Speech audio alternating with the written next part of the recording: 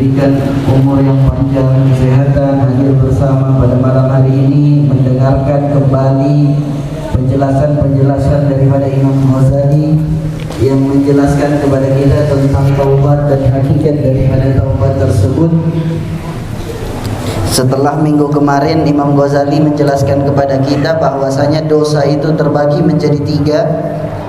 Ada dosa yang pertama ketika kita meninggalkan kewajiban yang diwajibkan oleh Allah Subhanahu wa taala, baik melaksanakan perintah atau meninggalkan larangan.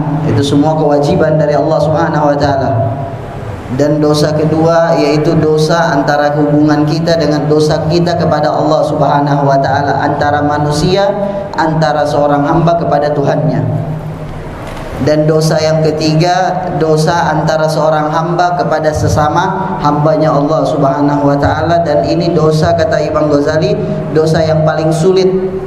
Karena di dalam meminta maafnya kita harus mengembalikan kezoliman tadi. Kalau mungkin kita balikan atau meminta halal daripada orang tersebut. Jika mampu kita meminta halal, jika tidak, kata Imam Ghazali, kita banyak-banyak beristighfar, banyak-banyak taubat, banyak-banyak memohon kepada Allah Subhanahu wa taala, semoga hamba tersebut mau memaafkan kita nanti di hari kiamat. Itu daripada pembagian-pembagian dosa yang dijelaskan oleh Imam Ghazali kepada kita. Tapi dosa yang ketiga tadi, apabila kita sudah bersungguh-sungguh meminta kepada Allah, berdoa, memohon, bertaubat kepada Allah, semoga hamba tadi yang kita berbuat kezoliman kepada dia akan memaafkan kita nanti di hari kiamat. Kata Imam Ghazali, dosa tersebut fayakunu dzalika fi masyiatillah yaumal qiyamah. Dosa tersebut belum tentu dimaafkan, tapi berada di masyiatnya Allah Subhanahu wa taala, berada di ketentuannya Allah Subhanahu wa taala. Kalau Allah maafkan, tapi kalau Allah tidak maafkan atau hamba tadi akan menuntut kita nanti di hari kiamat, ya kita akan kena tuntut akan perbuatan kita tersebut. Tapi kata Imam Ghazali, warraja minhu bifadlihil azim. Tapi kita terus tetap berharap kepada Allah Subhanahu wa taala dengan anugerah Allah yang begitu besar. Annahu idza alima sidqa min qalbil abd. Kalau Allah tahu kita jujur benar-benar ingin minta maaf, orang tersebut yang kita zolimi sudah tidak ada, tidak mampu kita minta halalnya karena dia sudah tidak ada atau sudah meninggal, keluarganya pun sudah tidak ada, tidak mampu kita minta halal dari orang tersebut. Kata Imam Ghazali, bersungguh-sungguh minta maaf kepada Allah, jujur. Kalau Allah melihat kejujuran kita di dalam meminta maaf akan dosa tersebut, kata beliau, fa innahu yurdi khasama'uhu yaumal qiyamah. Insyaallah, kata beliau, Allah akan memberikan ridha. Allah akan membuat orang yang musuh kita tadi, yang kita zalimi tadi, Allah akan membuat orang yang kita zalimi tadi akan ridha kepada kita. Fayaku min khazaini fadlihi wala hukmah. Tapi itu daripada anugerah dan kemuliaannya Allah Subhanahu wa taala, bukan suatu keharusan bagi Allah Subhanahu wa taala membuat orang yang kita zalimi memaafkan kita. Fa'lam hadhihi haqqar rasyidan fahadhihi. Kemudian kata Imam Ghazali, fa idza anta amilta ma wasafna wa baratal qalba an ikhtiyar mithliha fil mustaqbal faqad kharajta minadh dhunubi kulliha. Jika engkau melakukan apa yang sudah saya katakan, kata Imam Ghazali, engkau kosongkan hatimu daripada perkara-perkara yang jelek, dari dosanya dosa kepada Allah Subhanahu wa taala, faqad kharajta minadh dhunub, maka engkau telah keluar dari dosa semuanya. Wa in hasalat minka tabri'atul galab wa lam yahsul minka qada'ul fawat wa irdul khusum fattabi'at lazimah wa sa'iru dhunub maghfurah wa li hadzal bab syarhun tawil fala yahtamilu hadzal mukhtasar. Kata Imam Ghazali, bab tentang penjelasan tentang dosa-dosa yang seperti ini panjang penjelasannya. Tidak pantas kita taruh di kitab yang ringkas ini. Gitu. Beliau anggap sudah ini ringkas. Kalau mau yang lebih tinggi lagi, beliau sudah jelaskan di kitab-kitab yang lain, kata beliau. Kemudian sekarang beliau akan menjelaskan kepada kita hakikat daripada taubat. Apa itu taubat? Apa yang kita minta ketika kita minta bertaubat kepada Allah Subhanahu wa taala? Apa yang kita minta ketika kita beristighfar dan bertaubat? Apa yang kita dapatkan dengan taubat tadi? Apa hakikat daripada taubat tersebut, kata Imam Ghazali? Summa i'lam yaqinan Kata beliau, ketahuilah dengan yakin bahwasanya tahapan yang kedua ini, tahapan taubat yang kedua ini merupakan tahapan yang susah. Perkaranya sangat penting. Wa daruha azim, bahayanya besar. Kalau kita tidak bertobat, bahayanya besar. Perkara taubat perkara yang penting. Falakat balagana anil Ustad Abil Ishaq Al-Asfaraini rahimahullah wa kana minar rasikhina fil ilmi. Beliau bilang ada cerita, beliau bercerita tentang salah seorang ustadz yang begitu besar, seorang syekh, seorang alim ar-rasikh fil ilm, orang yang berilmu, yang beramalkan, yang mengamalkan ilmunya. Ulama terbesar ini ulama, salah satu ulama pemuka para ulama, Abu Ishaq Al-Asfaraini. Beliau bilang, ini Abu Ishaq ini, beliau berkata di dalam perkataannya, da'autullah subhanahu salasina sana ayyarzuqani taubatan nasuha summa ta'ajjabtu fi nafsi wa subhanallah hajatun da'autullah. Beliau katakan, saya ini Abu Ishaq ini bilang, saya meminta kepada Allah selama 30 tahun. Ini sudah beberapa kali kita ceritakan cerita ini. Dia ini Abu Ishaq ini meminta kepada Allah selama 30 tahun satu hajat yang dia minta, yaitu apa? Taubah nasuha. Taubah nasuha. Dia minta kepada Allah Subhanahu wa taala selama 30 tahun hajat satu, taubah nasuha.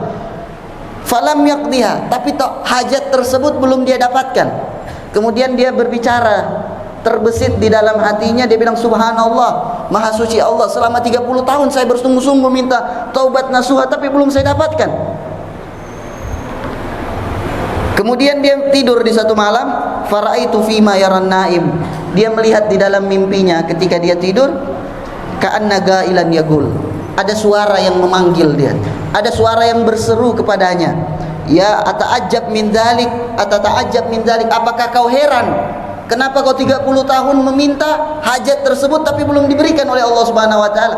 Engkau heran?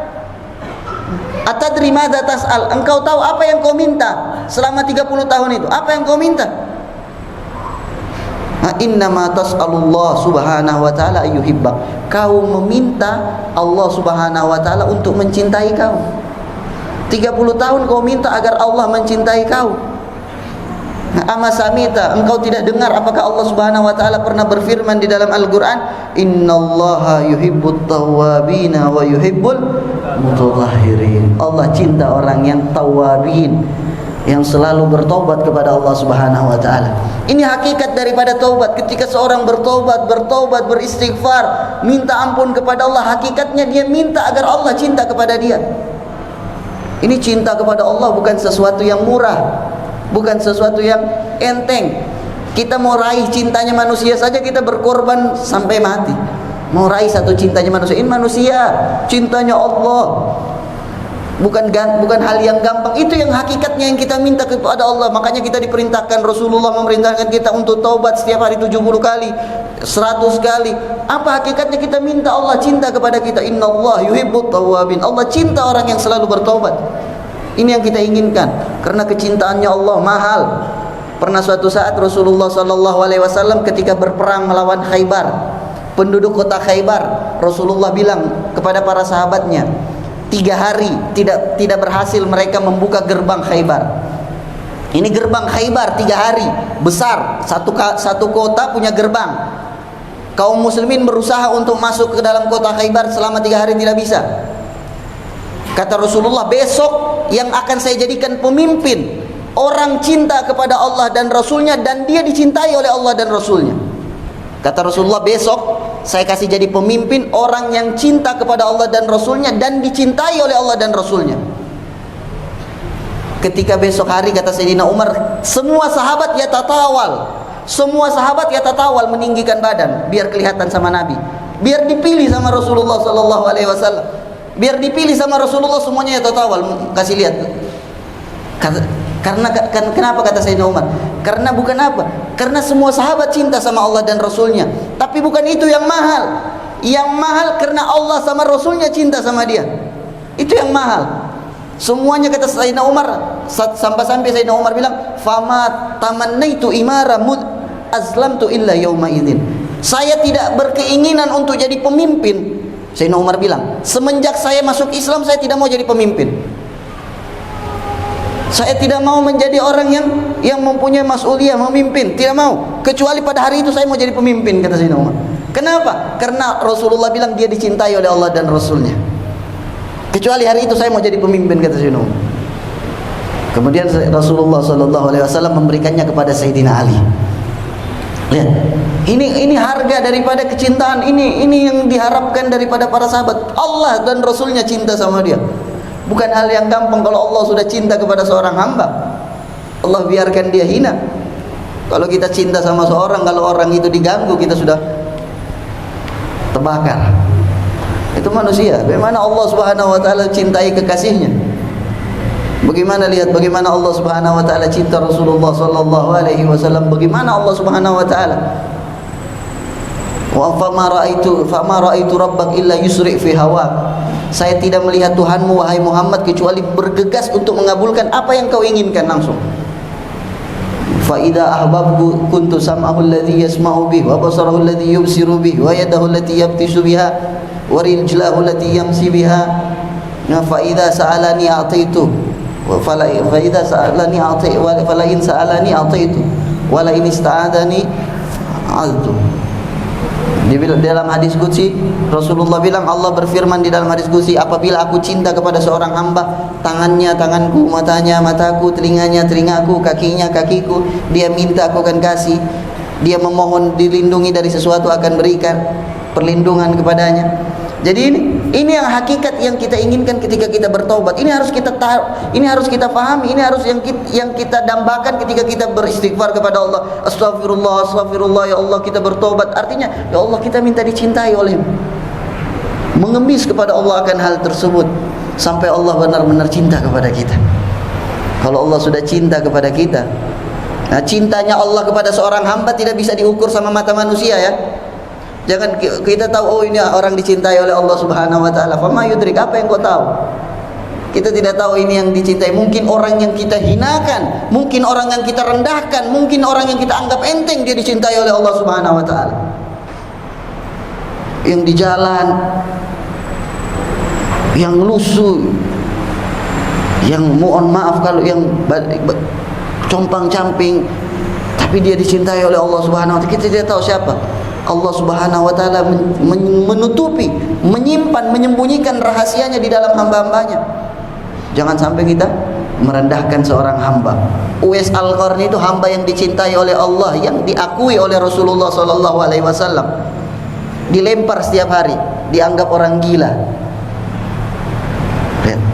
Makan dari sampah. Tapi siapa Uwais? Yang semua orang berkeinginan menjadi Uwais.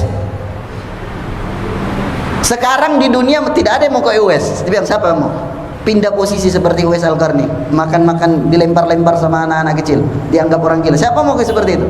Tidak ada. Tapi di akhirat siapa yang tidak mau seperti Uwais?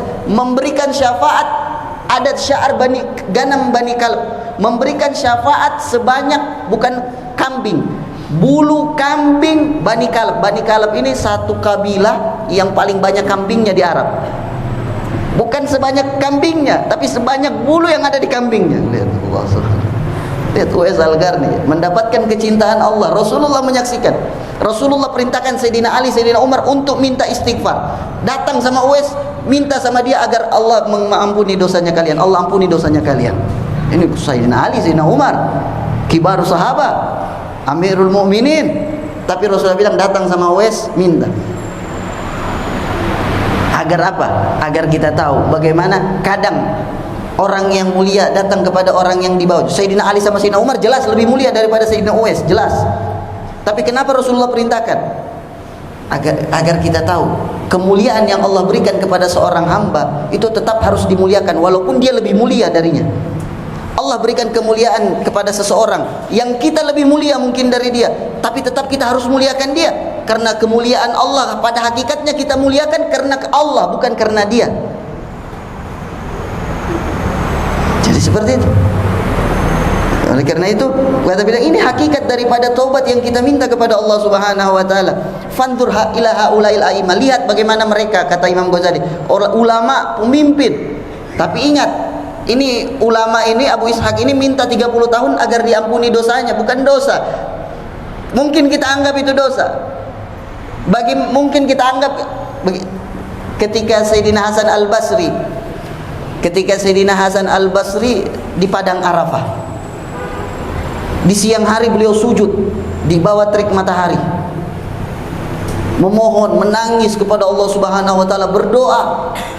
Sampai-sampai para muridnya, para sahabatnya bilang, "Ya Imam, di siang hari matahari panas." Dia bilang, "Saya al-hadni. Gara-gara saya takut dengan api neraka sehingga saya sudah tidak rasakan api panasnya matahari dunia karena dosaku." Kata Imam Haddad ketika membacakan cerita tersebut, Imam Haddad mengatakan, seandainya apa yang Imam Hasan Al-Basri lakukan yang dia anggap dosa, kalau kita lakukan, kita anggap itu kebaikan terbesar yang membuat kita masuk surganya Allah Subhanahu wa taala. Apa yang dia lakukan yang dia anggap dosa, kalau kita lakukan, kita menganggap, ya Allah, ini kebaikan yang paling saya harapkan agar saya dapat rahmat-Mu, bisa memasukkan saya ke dalam surganya Allah Subhanahu wa taala.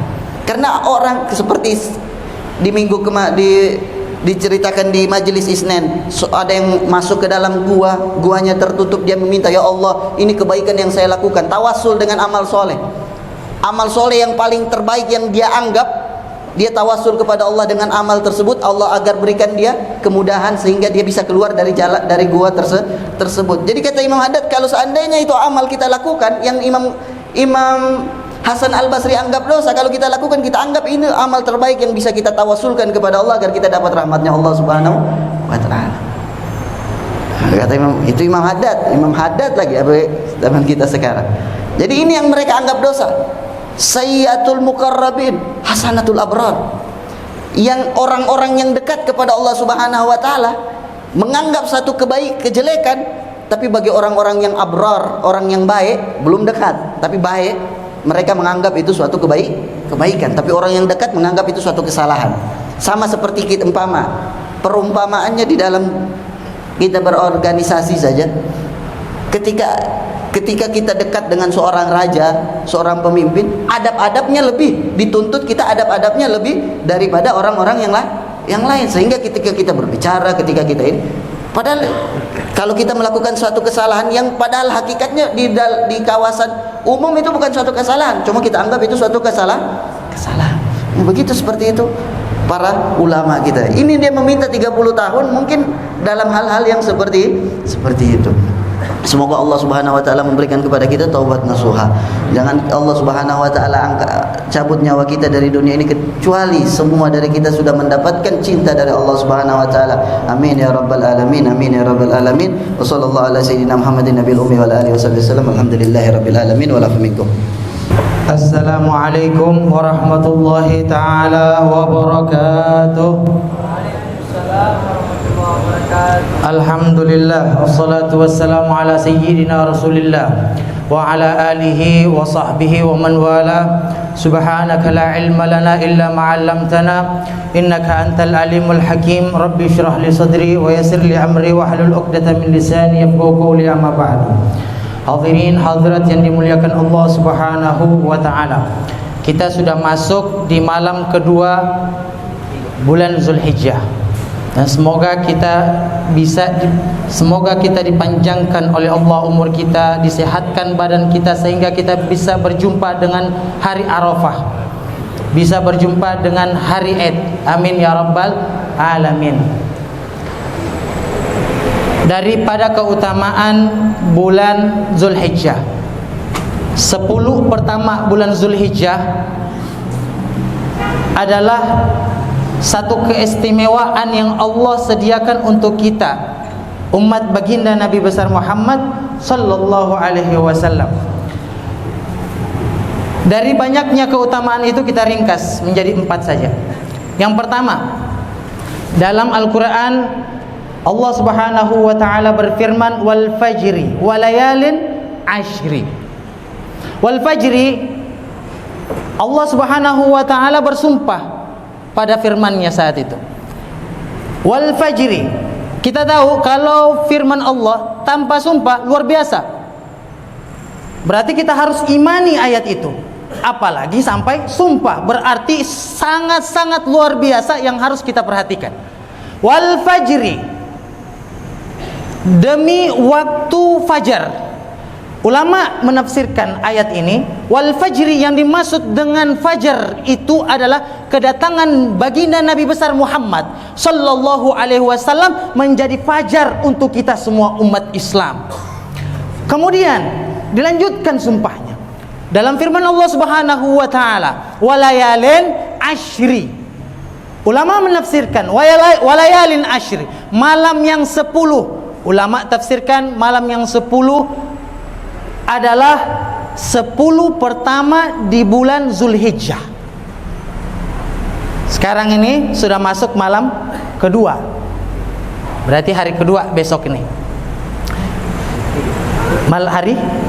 Malam ketiga besok malam, berarti besok ini masih hari kedua Habibah. Malam ketiga nih. Oh, sudah masuk malam ketiga, Masya Allah. Lihat, lupa waktu kita. Sudah masuk malam ketiga. Soalnya tadi ada yang puasa, jadi saya pikir itu malam pertama tadi, yang kemarin. Tadi pagi saya pikir itu malam pertama, karena diajak saya puasa tadi pagi. Jadi saya kira malam ini malam kedua, ternyata sudah malam ketiga, lupa waktu. Masya Allah.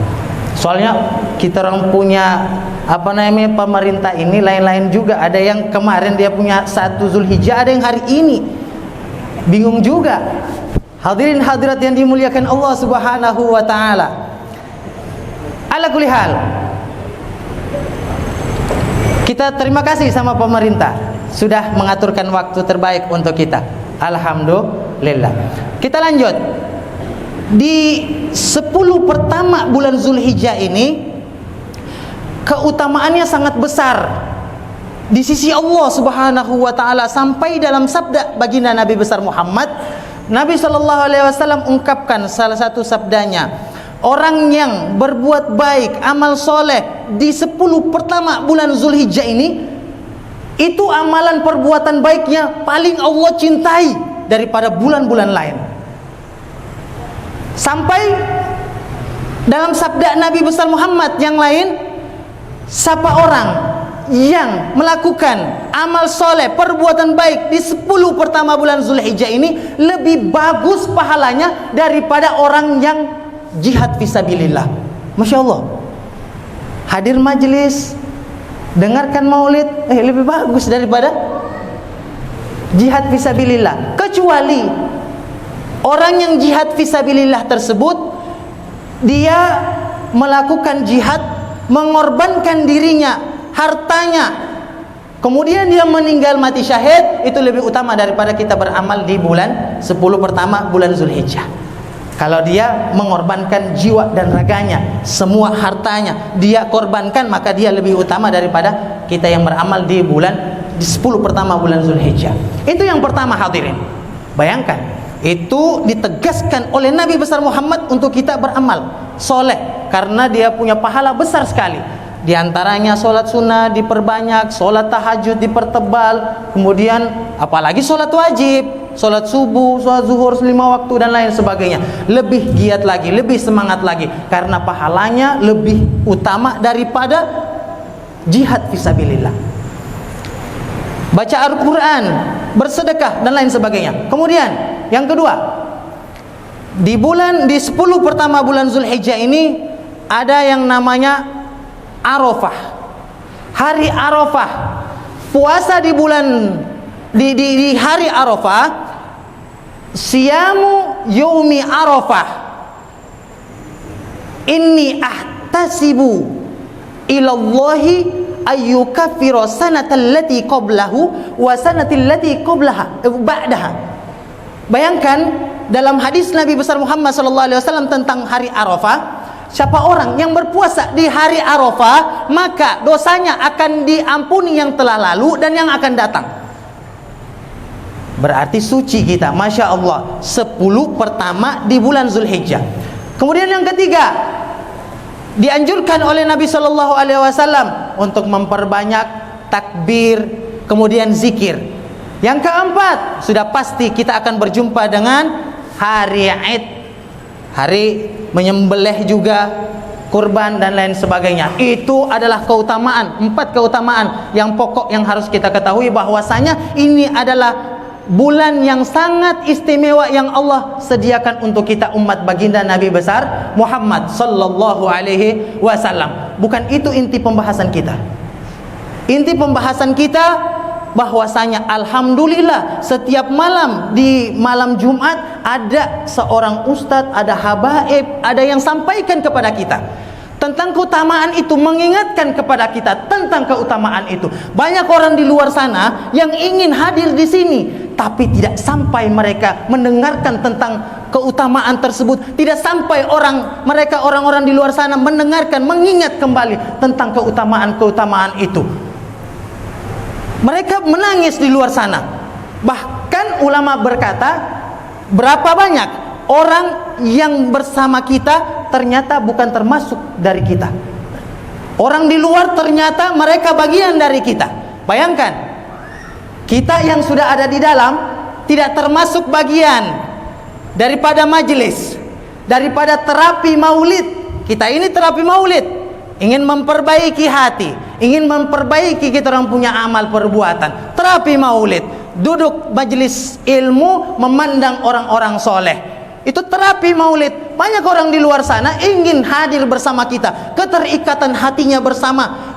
Orang-orang yang hadir lihat kamera saja, nonton kembali video-videonya, mutolaah kembali, murojaah kembali, ingin hadir. Bahkan mereka ketika berada di hadapan di depan gerbang Masjid Al-Khairat ini sudah menangis, mereka tertunduk mereka karena rindu ingin hadir di sini. Tapi kita yang ada sudah di dalam, kadang karena kita orang bawa masalah di dalam, bukan hati kita yang berkaitan dengan Al-Khairat, bukan hati kita yang berkaitan kuat dengan majelis ilmu, dengan guru tua, sampai kita orang punya urusan tidak habis-habis. Sudah lama 1 tahun bahkan bertahun-tahun dia ikut majelis terapi maulid, tapi dia punya hati, dia punya perasaan begitu-begitu saja, tidak ada tenang-tenangnya. Kenapa? Karena keterikatannya. Orang di luar lebih kuat keterikatannya bersama Al-Khairat daripada kita yang ada di dalam. Makanya kita perbaiki kita orang punya niat. Ada satu kisah untuk menutup ceramah kita pada malam hari ini. Satu kisah penting. Ada satu bangsa Al-Mahdali. Bangsa Mahdali, saya tidak sebutkan namanya. Bangsa Mahdali, kita panggil saja Al-Mahdali. Mahdali. Temannya punya teman namanya Is. Jadi ini Al-Mahdali saking sayang, cinta sama Al-Khairat, hatinya memiliki keterikatan kuat sama guru tua, dia sampai diminta sama satu orang, Pak Mahdali, bisa bantu kami buatkan Al-Khairat madrasah. Dia bilang, bisa, saya mau bantu kau untuk buat madrasah, tapi atas nama Al-Khairat, betul atas nama Al-Khairat, bukan atas nama yang lain. Pokoknya harus atas nama Al-Khairat, baru saya bantu kau. Uangnya saya yang tanggung. Dia punya dekorasi dia punya infrastruktur semuanya saya yang atur. Dia punya uang karyawan saya yang urus. Uang bangunan saya yang urus, semua dari dia sendiri. Jadi setelah bincang-bincang mereka, jadi 2 orang saja ini yang bangun itu Al-Khairat, cuma 2 orang. Ada yang bantu dari orang kampung setempat, tapi memang intinya mereka berdua saja. Ini Al-Mahdali dan salah satu temannya namanya Is. Dia bilang sama temannya, Is, saya gaji kau, kita orang bangun ini Al-Khairat bersama, kita berdua. Saya gaji kau 130.000. Tapi dengan syarat 30.000-nya kita tabung, siapkan untuk gaji guru. Bayangkan, sudah pikir, belum terbangun di Al-Khairat, sudah dipikir mau tabung 30.000-nya untuk gaji guru. 100.000 mereka pakai untuk gaji. Dia pakai untuk gaji, ambil 100.000-nya, 30.000-nya kita tabung untuk gaji guru kalau sudah terbangun ini Al-Khairat. Sudah sepakat, siap katanya si Is. Alhamdulillah tertabung uang, terbangun Al-Khairat. Sudah setengah tahun, alhamdulillah, sudah mulai terbangun al khairat itu. Tiba-tiba bosnya Is nelpon. Siapa ini? Oh bos lama. Oh bos, ada apa bos? Minta maaf Is, saya ini ada mau kasih haji orang 30 orang. Tinggal 1 tiket. Mau kau haji? Haji, bukan umroh, haji. Mau kau haji? Kata Is, oh, dengan senang hati. Gratis toh? Iya gratis. Sudah, kau pergi ke Parigi, bikin paspor, bikin ATM. Nanti saya kirim uang saku 25 juta. Sudah dapat haji, uang saku 25 juta. Pergi haji. Alhamdulillah, setelah haji dia pulang. Kerja lagi, itu al khairat. Bicaralah sama dia punya bos tadi itu, Al-Mahdali. Bos Mahdali, saya Masya Allah baru setengah pembangunan ini al khairat. Alhamdulillah dapat haji 25 juta uang saku. Dengan niat itu mereka bicara itu. Ini saya bicara langsung sama orang yang bangun ini. Dari habis sholat isya saya bicara sampai azan subuh. Bicara yang paling saya ingat ini kisah. Ini Al-Mahdali ini. Dia bilang saat itu Is bicara sama saya tentang kisah ini, kita orang dua menangis. Masya Allah, cuman karena 30.000 yang kita orang sedekahkan untuk gaji guru al khairat yang belum selesai dibangun, dapat haji 25 juta uang saku. Keyakinan kuat orang di luar sana lebih daripada kita di dalam sini. Harusnya kita lebih kuat lagi. Kuatkan semangat kita, bukan hanya dibantu sama Habib Idrus bin Salim Al-Jufri, dikuatkan iman kita, dikuatkan hati kita, urusan kita diselesaikan. Amin ya rabbal alamin. Dari saya sampaikan tadi kisah, sebenarnya masih ada yang mau disampaikan. Karena saya bilang tadi akhir saya tutup dengan kisah ini, saya tutuplah. Wabillahi taufiq wal hidayah. Wassalamualaikum warahmatullahi wabarakatuh. Muhammadin miftah bab rahmatillah adada ma fi ilmillah salatan wa salaman daimain bi dawami mulkillah wa ala alihi wa sahbihi wa man walah. Allahumma salli wa sallim ala sayyidina Muhammadin muttasalat al-uyun bin nadar تزخرفت الأرضون بالمطر وحج حاج واعتمر ولبى وحلق ونحر وطاف بالبيت العتيق وقبل الحجر وعلى آله الأطهار وأصحابه المختار ومن تبعهم وعلى دربهم سار. Alhamdulillah, segala puji bagi Allah Subhanahu wa ta'ala atas karunia dan nikmat yang telah Allah berikan, umur yang panjang sampai pada malam hari ini kita berjumpa kembali di malam yang mulia, di bulan yang mulia, di 10 hari yang paling mulia di muka bumi Allah Subhanahu wa ta'ala. Kata Nabi sallallahu alaihi wasallam, wa innaha la min afdali ayyamid dunya. Sungguh 10 malam pertama, 10 hari pertama daripada Dzulhijjah, daripada bulan Allah Dzulhijjah adalah 10 hari yang paling mulia di atas muka buminya Allah Subhanahu wa ta'ala. Oleh karena itu sungguh sangat merugi dan sungguh sangat bodoh mereka yang menyia-nyiakan waktu yang telah Allah berikan kepada dia dengan hal-hal yang melalaikan dia daripada Allah, atau bahkan yang menjauhkan dirinya daripada Allah Subhanahu wa ta'ala. 10 hari pertama ini adalah waktu bagi kita untuk saling berlomba-lomba mendekatkan diri kita kepada Allah Subhanahu wa ta'ala. Tadi sudah kita dengarkan di dalam hadis, baginda Nabi sallallahu alaihi wasallam pernah bersabda, "Ma min ayyamin al-'amalu salihu fiha ahabbu ila Allah ta'ala min hadhihi al-ayyam." Qala ar-rawi ya'ni al-'ashr al-awwal min Dzulhijjah. Kata baginda Nabi, tidak ada hari di mana amal saleh kita lebih dicintai oleh Allah daripada hari-hari ini, kata Rasulullah, yaitu 10 hari pertama daripada bulan Dzulhijjah. Salat kita di hari-hari ini tidak seperti salat kita di luar hari-hari ini. Puasa kita di hari-hari Dzulhijjah 10 hari pertama tidak seperti puasa kita di luar 10 hari pertama bulan Dzulhijjah. Salawat kita, sedekah kita, ngajinya kita, silah menyambung tali silaturahim, bakti kita kepada kedua orang tua, memaafkan kepada saudara kita, bertaubat kita kepada Allah Subhanahu wa ta'ala di hari-hari 10 pertama bulan Dzulhijjah ini lebih mulia daripada hari-hari yang lain. Tapi sekarang apakah hadis yang telah kita dengarkan, mungkin sudah sering kita mendengarkan, itu menggerakkan sedikit daripada hati kita atau berbekas dalam hati kita? Adakah di antara kita yang hari-harinya biasanya tidak mengerjakan salat duha, meninggalkan salat duha, saat mendengarkan hadis baginda Nabi SAW tergerak hatinya, di hari-hari ini dia mulai kembali mengerjakan salat duha, berjanji sama Allah, ya Allah, mulai hari ini saya akan melaksanakan salat duha dan tidak akan meninggalkannya lagi. Ada di antara kita mungkin saat mendengarkan hadis ini tergerak hatinya untuk menginfakkan hartanya di jalan Allah Subhanahu wa taala yang sebelumnya dia tidak pernah atau jarang bersedekah. Mulai hari ini berjanji sama Allah, ya Allah, saya akan mulai mengeluarkan harta saya walaupun itu hanya sedikit.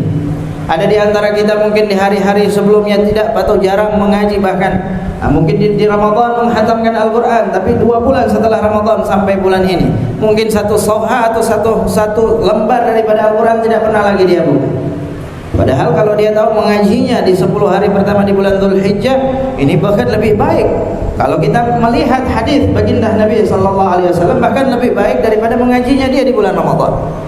Tapi ada di antara kita yang punya niat untuk mengkhatamkan Al-Quran di 10 hari pertama. Saya niat, ya Allah, 10 hari pertama bulan Dzulhijjah saya akan mengkhatamkan Al-Quran.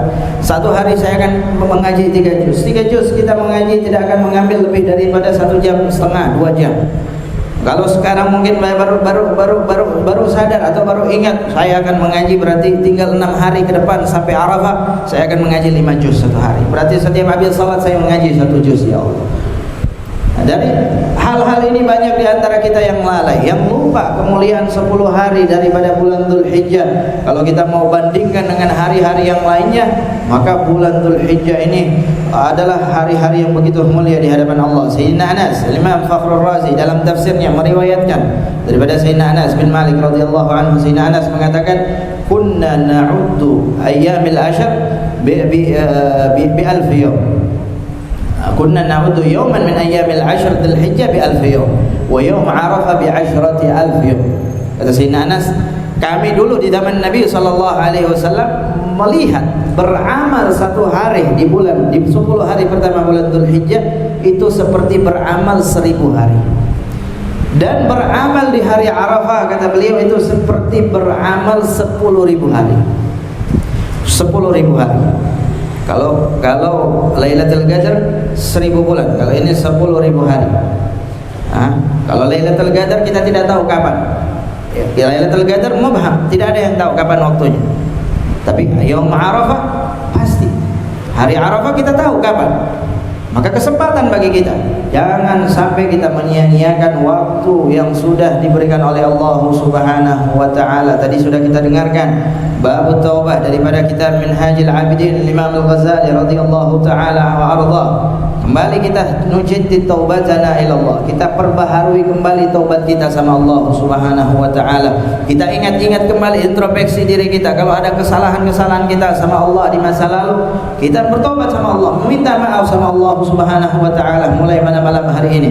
Kalau ada kesalahan-kesalahan kita kepada orang lain, entah itu teman, entah itu orang tua, kerabat, tetangga, sahabat, kita datang sama mereka, minta maaf mereka, minta ridha mereka, kita bertobat kepada Allah Subhanahu wa taala.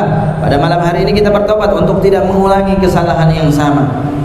Dalam riwayat Nabi SAW di hari-hari di Arafah mengatakan kepada muslimin yang hadir, kata beliau, inna dima'akum wa amwalakum wa a'radakum alaikum haramun ka hurmati yaumikum hadha fi baladikum hadha fi syahrikum hadha ala hal ballagt. Kata Rasulullah, sungguh darah kalian, harta kalian, kehormatan kalian bagi sesama kalian itu haram.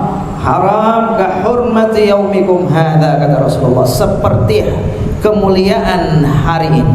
Fi baladikum hadza, di negeri kalian ini. Fi syahrikum hadza, di bulan kalian ini. Maknanya apa? Maknanya kehormatan seorang muslim, harta seorang muslim, jiwa seorang muslim, atau bahkan setetes daripada seorang muslim itu di sisi Allah Subhanahu wa taala jauh-jauh lebih mulia daripada hari-hari ini. Kalau ada di antara kita yang masih meremehkan hak seorang muslim kepada muslim lainnya, maka perlu dipertanyakan keimanannya, perlu dipertanyakan keyakinannya dengan apa yang sudah disampaikan oleh baginda Nabi sallallahu alaihi wasallam. Tadi kita sudah dengarkan cerita orang yang begitu yakin dengan khidmahnya mereka kepada al-khairat, khidmahnya mereka kepada guru tua, itu kebaikannya Allah balas. Masa kita tidak yakin dengan Nabi sallallahu alaihi wasallam apa yang sudah diucapkan oleh Rasulullah? Ma yantiqu 'anil hawa in huwa illa wahyun yuha, kata Allah. Sungguh beliau tidaklah mengucapkan apa yang beliau ucapkan dari hawa nafsunya, dari keinginannya. Semua yang beliau ucapkan itu berdasarkan daripada wahyunya Allah Subhanahu wa taala. Kemudian beberapa hari lagi kita akan menyambut hari Arafah, hari yang mulia. Tadi sudah kita dengarkan kata Rasulullah, siyam yaum Arafah ahtasibu 'ala Allah an yukaffira sanati allati qabla wa sanati allati ba'da. Berpuasa di hari Arafah, kata Rasulullah, saya mengharap kepada Allah bagi orang-orang yang berpuasa diampuni 2 tahun dosanya, tahun sebelumnya dan tahun yang akan datang. Ada jaminan daripada baginda Nabi, di tahun yang akan datang akan Allah panjangkan umur kita, akan Allah jaga kita daripada berbuat dosa. Mana pengampunan di hari yang akan datang, kata para ulama apa? Kita belum menjalaninya, kita belum berbuat dosa di hari-hari yang akan datang, maka pengampunan apa yang kita dapat? Kata para ulama, akan Allah jaga dia daripada dosa-dosa yang di masa yang akan datang. Ini hari Arafah, hari yang sangat mulia. Orang-orang di sana orang-orang yang sedang melaksanakan haji pada hari tersebut akan wukuf, akan berdiam diri di Arafah, memohon rahmat daripada Allah Subhanahu wa taala, memohon pengampunan daripada Allah, dan pasti akan Allah ampuni dosa-dosa mereka. Bahkan dalam riwayat baginda Nabi mengatakan, atau para ulama kita mengatakan, orang yang hadir di Arafah, kemudian saat dia keluar dari Arafah terbesit dalam hatinya bahwasanya Allah tidak mengampuni dosanya, itu termasuk daripada dosa yang besar. Itu termasuk daripada dosa yang besar, kata para ulama. Orang yang hadir melaksanakan haji, hadir di Arafah, saat dia keluar dia merasa Allah tidak akan mengampuni dosa saya yang begitu banyak. Kata Rasulullah, kata para ulama, ini termasuk daripada dosa juga, termasuk daripada dosa yang besar. Su'dzan sama Allah, dia buruk sangka sama Allah bahwasanya Allah tidak akan mengampuni dosanya di hari yang begitu mulia, di tempat yang begitu mulia. Dan di antara apa yang diajarkan oleh para salafun salih dari zaman para sahabat kita, Sayyidina Abdullah bin Abbas radhiyallahu anhu, orang-orang yang berada setelah beliau daripada tabi'in sampai kepada Imam al-Faqih al-Muqaddam, terus sampai kepada kita saat ini, mereka ada yang namanya at-tashabbuh biman fi Arafah. Sayyidina Abbas saat beliau tidak haji pada suatu tahun, beliau berada di Baghdad. Dalam riwayat beliau berdiam diri di masjid atau di ruangan yang terbuka pada saat itu, pada sore hari di hari Arafah, bermunajat kepada Allah Subhanahu wa taala, bertasbih, berzikir kepada Allah, mengharapkan ampunan kepada Allah Subhanahu wa taala, berharap apa yang Allah berikan kepada orang-orang yang berada di Arafah, Allah berikan juga kepada beliau. Dan kita berada di jalan guru-guru kita, berada di jalan para salafun salih. Dan kebiasaan kita setiap tahunnya, insyaallah tahun ini pun akan kita adakan hari Kamis sore, insyaallah kita akan berkumpul bersama di lapangan Al-Khairat, berkumpul bersama, kita bermunajat sama Allah Subhanahu wa taala, berzikir bersama, berdoa bersama, ibtihal bersama, memohon pengampunan kepada Allah. Dan kita berharap apa yang Allah turunkan bagi hujjaj, orang-orang yang haji yang hadir di Arafah sana, Allah berikan juga kepada kita. Apa yang Allah turunkan kepada mereka daripada rahmat, Allah turunkan juga kepada kita. Karena rahmatullahi wasi'ah, rahmatnya Allah luas. Allah itu tidak pelit, tidak hanya mengkhususkan rahmatnya bagi mereka yang hadir di Arafah. Bisa jadi mereka yang tidak hadir tapi hatinya punya keterkaitan yang begitu kuat dengan Arafah di sana, mendapat pengampunan lebih besar daripada mereka yang hadir. Kita tidak tahu. Tadi sudah disampaikan oleh Sayyid Alwi, wala tahqiranna, jangan pernah meremehkan seorang pun, walaupun seandainya dia orang yang compang-camping pakaiannya, orang yang kita kalau menurut pandangan kita orang yang hina, orang yang remeh, bisa jadi dia orang yang paling Allah cintai, yang paling Allah ijabah doanya. Bisa jadi dia tidak hadir di Arafah, dia hadir bersama kita, tapi orang-orang yang di Arafah Allah terima sebab dia. Kita tidak tahu. Oleh karena itu, kita sama-sama berkumpul memohon. Bisa jadi ada satu di antara kita yang diterima munajatnya, diterima doanya, menjadi penyebab diberikan syafaat kepada kita semua. Dan juga setelah Arafah akan datang hari Id, hari tasyrik. Dalam riwayat Nabi SAW berkata, afdhalul ayyam indallah ayyamul garri, ay ayyamun nahri wa ayyamul garri. Kata Rasulullah, yauman nahri wa ayyamul garri. Kata Rasulullah, sebaik-baik hari di sisi Allah adalah yauman nahri, hari Id, wa ayyamil garri. Kata para ulama, ayyamil garri ay ayyamut tasyrik, 3 hari setelahnya. Hari-hari di mana kita dianjurkan untuk berkorban bagi yang mampu. Bagi yang mampu ada jaminan, ada anjuran daripada syariat kita. Bahkan kalau menurut mazhab yang lain, bahkan ada yang mewajibkan bagi mereka yang sudah mampu berkorban, diwajibkan untuk berkorban bagi yang mampu. Dalam riwayat Nabi SAW mengatakan, ma min amalin ahabbu ila Allah Ta'ala fi yaumin nahri min iragatin dima. Wa innaha lata'ti, kata Nabi, wa innaha lata'ti yaumal qiyamati bi quruniha wa ash'ariha wa adlafiha wa inna ad-dama la yaqa'u indallahi bi makan qabla an yaqa'a 'alal ard. Kata Rasulullah, tidak ada amal yang paling baik dikerjakan oleh seorang di hari Id ataupun hari tasyrik yang lebih baik daripada iragatin dima, menyembelih sesembelihannya, menyembelih hewan kurbannya. Sungguh, kata Rasulullah, nanti hari kiamat apa yang dia sembelih akan kembali kepada dia. Dia terima pahalanya utuh, kata Nabi.